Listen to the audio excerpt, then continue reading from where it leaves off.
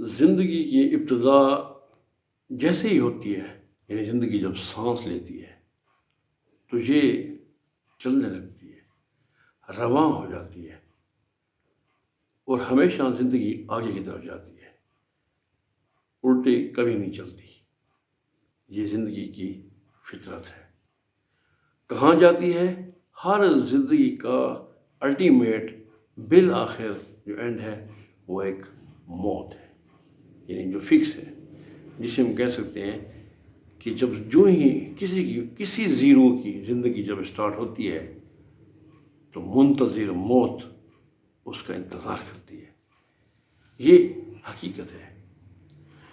ان دونوں کے مابین جو چیز ہے اور وہ ہے وقت، جو ہمیشہ گردش میں رہتا ہے، اس کی حرکت دائروی ہوتی ہے۔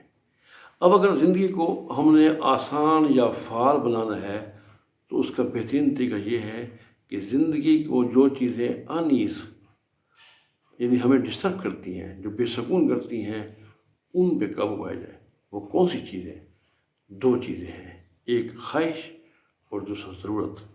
یہ خواہشیں ایسی ہوتی ہیں کہ ان کا نہ سر ہوتا ہے اور نہ پیر ہوتا ہے، یہ پنپتی ہیں، یہ امیر کے دل میں بھی آتی ہیں اور غریب کے دل میں بھی آتی ہیں، یہ بھٹکتی رہتی ہیں، آتی رہتی ہیں اور جاتی رہتی ہیں۔ کسی کی خواہشیں پوری نہیں ہوتی، کسی کی پوری ہو جاتی ہیں، اور پوری ہونے کے باوجود بھی خواہشیں رہتی ہیں۔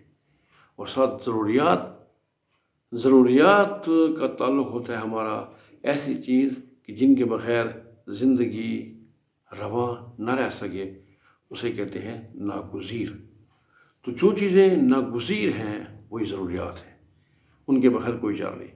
اگر ہم اپنی زندگی میں جو خواہشات ہیں اور ضروریات ہیں ان پہ قابو پانا سیکھ لیں تو زندگی بڑی فعال رہے گی، آسان رہے گی اور اسموتھ رہے گی۔ اسی طرح وقت جو ہے یہ ہم کہتے ہیں یہ بے قابو ہوتا ہے، نہیں، وقت ایک ہی اس رفتار کے ساتھ شروع سے جب سے یہ ابتدا ہے اس کی، یہ چل رہا ہے اور دائرے میں چل رہا ہے۔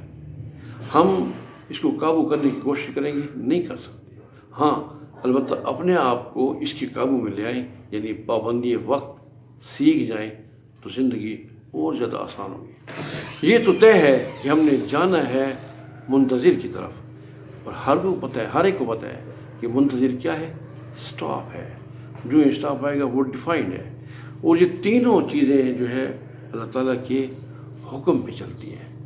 حکم کے بغیر یہ کچھ بھی نہیں کر سکتے۔ جب تک حکم ہوگا زندگی چلے گی، جب موت کو حکم ملے گا زندگی ختم ہو جائے گی۔ اسی طرح جو وقت دائرے میں چل رہا ہے، جب بھی اللہ تعالیٰ کا حکم آئے گا وقت ختم ہو جائے گا۔